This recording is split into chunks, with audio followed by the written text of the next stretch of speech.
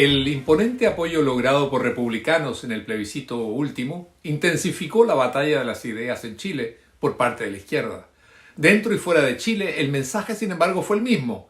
Habría triunfado la extrema derecha racista y xenófoba, y los chilenos habríamos sido engañados con fake news. La batalla de las ideas, que tiene lugar en toda sociedad democrática, la libran principalmente los intelectuales y organizaciones especializadas para persuadir a la ciudadanía de que su visión de mundo es la que la hará prosperar. El objetivo, conquistar el alma y el corazón de las personas. Gramsci decía que se trata de que la propia visión de mundo devenga en el sentido común nacional.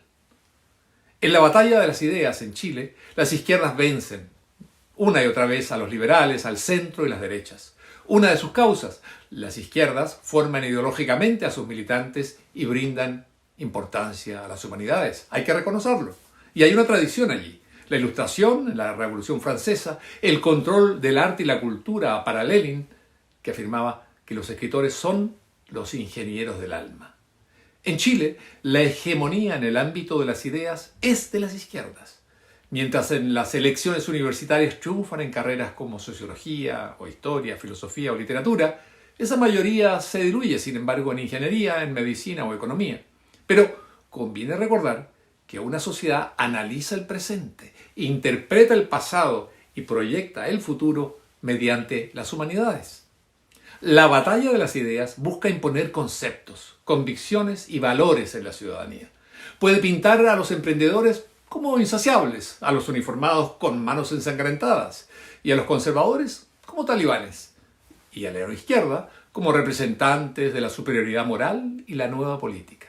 Esa batalla maneja asimismo la memoria y la amnesia. Recordemos esto, olvidemos aquello. Algunos ejemplos.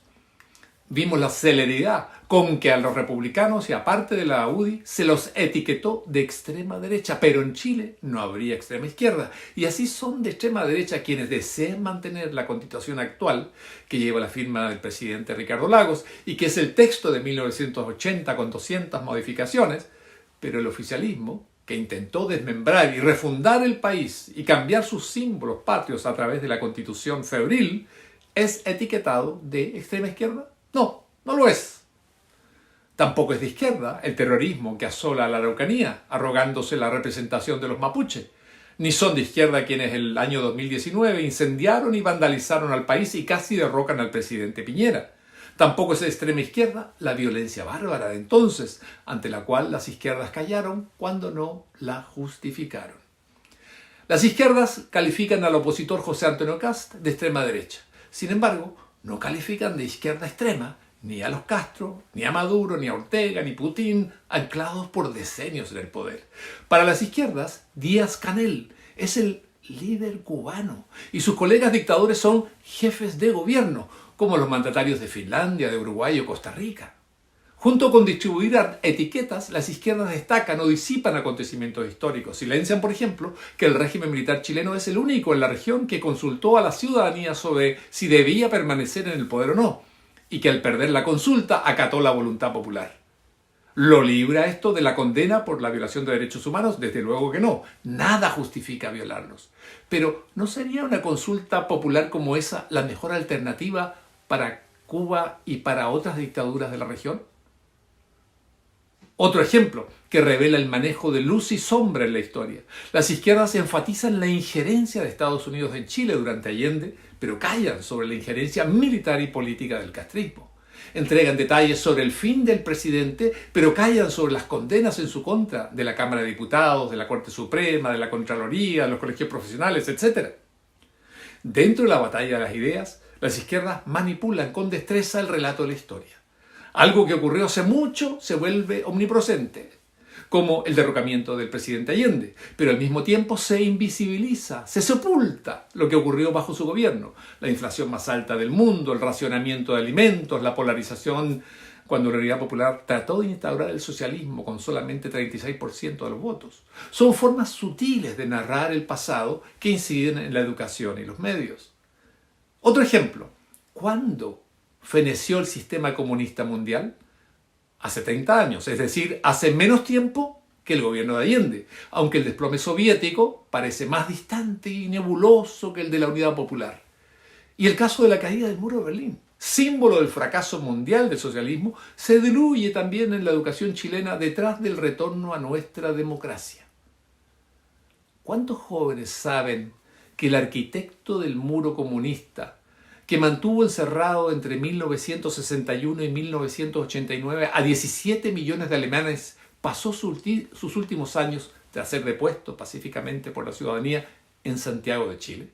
Pocos saben que el dictador Honecker, responsable de la muerte de cientos de alemanes y de miles de heridos y presos por intentar cruzar el muro, gozó de impunidad hasta su muerte en Chile, en La Reina, en 1993. Sí, en Chile, que venía saliendo de una dictadura. Paradójicamente, Honecker vivió acá entre el afecto y el festejo de quienes condenaban, con razón, la violación de derechos humanos bajo Pinochet. Cuando las izquierdas hablan de dictaduras en la región, parte de ellas solo se refieren a las de derecha, de los años 70, Argentina, Chile, Uruguay, al pasado. Pero callan sobre las dictaduras actuales. Cuba, Nicaragua, Venezuela. Bueno, ustedes saben, el presidente Boric no menciona el castrismo, que casi lo duplica en años de existencia, por cierto. Y el Partido Comunista sigue el castrismo, a Maduro, a Putin y Corea del Norte. La memoria selectiva opera en la batalla de las ideas y es muy efectiva. Para finalizar, las izquierdas conmemoran el fin de Allende en La Moneda con una metralleta, pero callan que esa mañana lo acompañaron solo sus escoltas privados, amigos médicos, su hija Beatriz y su secretaria privada, a las que, por cierto, ordenó dejar el palacio durante una tregua. Nada se dice sobre la ausencia de dirigentes de la Unidad Popular en el palacio. Se omite que cuando Allende se suicida, es un corajudo político completamente abandonado por sus camaradas. Hoy, sin embargo, esos partidos lo inscriben en sus banderas, se disputan su legado y suelen hacer declaraciones con un retrato o el monumento de Allende a su espalda. A fines de septiembre de 1973, ante miles de cubanos convocados a la Plaza de la Revolución, Fidel Castro presentó lo que describió como el relato fidedigno de la muerte de Allende. Afirmó que había caído acribillado por las balas del ejército chileno, envuelto en la bandera chilena. Su infundio fue desmentido por quienes acompañaron al presidente Allende hasta el final. Castro no tuvo escrúpulos en convertir a Allende en una suerte de arrepentido de su vida sin armas hacia el socialismo. Fue el remate que le propinó al político que perjudicó al venir en visita oficial a Chile en 1971 y quedarse casi un mes hecho un insólito en la diplomacia. Antes le hizo la vida imposible apoyando al Partido Socialista y al MIR, que abrazaban la violencia revolucionaria de los años 60, lo contrario de lo que Allende buscaba. A lo largo de su vida, Castro llamó a los suyos a ofrendar hasta la última gota de sangre en el cumplimiento del deber revolucionario. Pero el régimen castrista oculta que tras fracasar su ataque al cuartel Moncada, el 26 de julio de 1953, Castro se entregó al ejército batistiano bajo la protección del arzobispo de Santiago de Cuba.